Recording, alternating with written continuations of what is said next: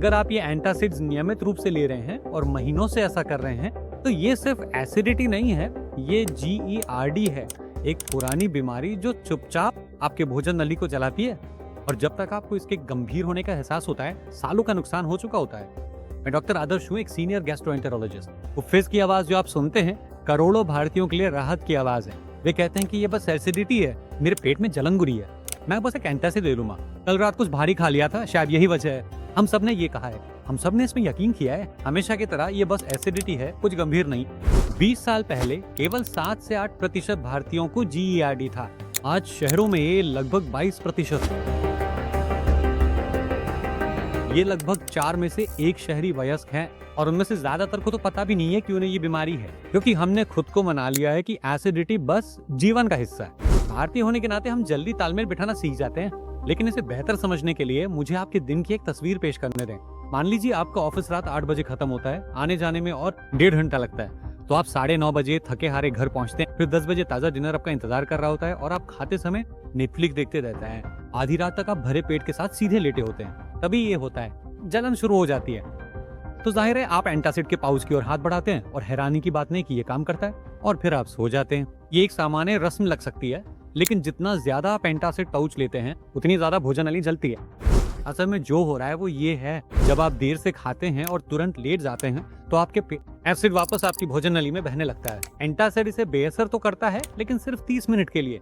लेकिन वास्तविक और मुख्य समस्या लगातार बनी ही रहती है, हर अंधेरी रात।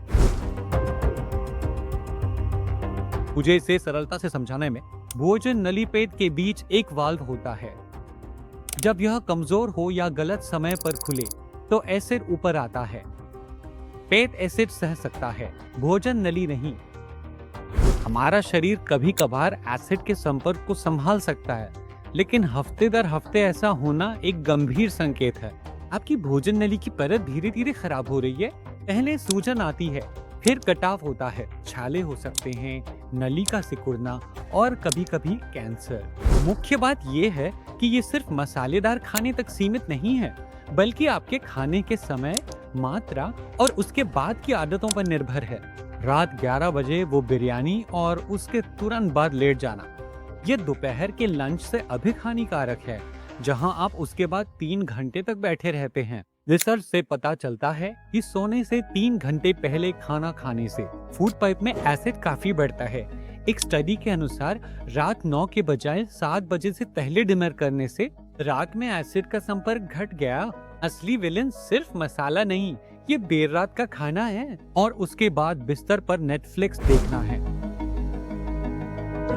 एक बात साफ कर दूं, अगर आपको लगता है कि ये आपकी कहानी है, तो घबराएं नहीं, आपने अपना मौका नहीं गंवाया है। GERD बहुत आम है और सही ध्यान देने पर इसे आसानी से संभाला जा सकता है। सही बदलाव के कुछ हफ्तों में लोग बेहतर महसूस करते हैं। मुझे पता है आप जीवन शैली बदलाव सोच रहे हैं। मैं देर तक काम करता हूँ, शाम 7 बजे खाना नहीं खा सकता, मेरा ऑफिस रात 8 बजे खत्म होता है और मैं 9:30 तक घर नहीं पहुँचता। मैं आपकी बात समझता हूँ, मैं आपसे नौकरी बदलने को नहीं कह रहा। पहला, रात का खाना हल्का खाएं, भारी खाना दोपहर के भोजन के लिए बचा कर रखें, भले ही आप रात 10 बजे खाएं। कम मात्रा का मतलब है कम एसिड बनना। ये बातें जटिल नहीं है, इनमें पैसे नहीं लगते और ये वाकई बड़ा बदलाव ला सकती हैं।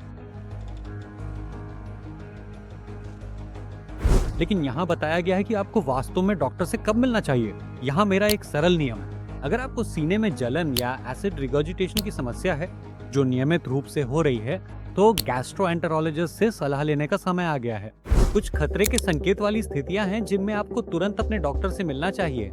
1, अगर आपको निगलने में कठिनाई हो रही है या खाना अटक रहा है। 2, बिना किसी कारण के वजन कम होना। 3, खून की उल्टी होना या काले रंग का मलाना। और अंत में, अगर आपको पसीने के साथ सीने में दर्द, सांस फूलना या दर्द का फैलना महसूस आपकी बाहें या जबड़े तक, तो आखिरी वाला बहुत गंभीर है। भारत में हृदय रोग की दर बहुत अधिक है, जो अक्सर 30 और 40 की उम्र के लोगों को प्रभावित करती है। सीने के दर्द को सिर्फ गैस समझकर नजरअंदाज करना खतरनाक हो सकता है। अगर कोई संदेह हो तो पहले दिल की समस्या की जांच कराएं। हमेशा जब आप गैस्ट्रोएंटेरोलॉजिस्ट से मिलते हैं तो आमतौर पर यह होता है, वे आपकी विस्तृत मेडिकल हिस्ट्री लेंगे, आपके लक्षणों को समझेंगे और कई मामलों में वे आपकी दवाएं शुरू करेंगे, साथ ही जीवन शैली में बदलाव की सलाह देंगे। अगर आपके लक्षण गंभीर हैं या आप शुरुआती इलाज से ठीक नहीं हो रहे हैं, तो गैस्ट्रोएंटेरोलॉजिस्ट अपर जीआई एंडोस्कोपी की सलाह दे सकते हैं। मुझे पता है कि ये डरावना लगता है, लेकिन ये सिर्फ एक ट्यूब है जिसमें कैमरा लगा है। इसमें मुश्किल से 1 से 2 मिनट लगते हैं। अक्सर बेहोश करके किया जाता है ताकि आप सहज रहें और ये दर्द रहित हो। और भोजन नली और पेट को ठीक से देखने का यही एकमात्र तरीका है। इस सब का उद्देश्य आपको डराना नहीं है, बल्कि समस्याओं को जल्दी पकड़ना है, ताकि हम समस्या का जल्दी पता लगा सकें, जल्दी इलाज कर सकें और कैंसर जैसी जटिलताओं से बच सकें। मुख्य बात यह है कि एसिडिटी एक लक्षण है, कोई बीमारी नहीं। कारण जानने और उसके अनुसार इलाज के लिए अपने गैस्ट्रोएंटेरोलॉजिस्ट से जरूर मिलें। धन्यवाद।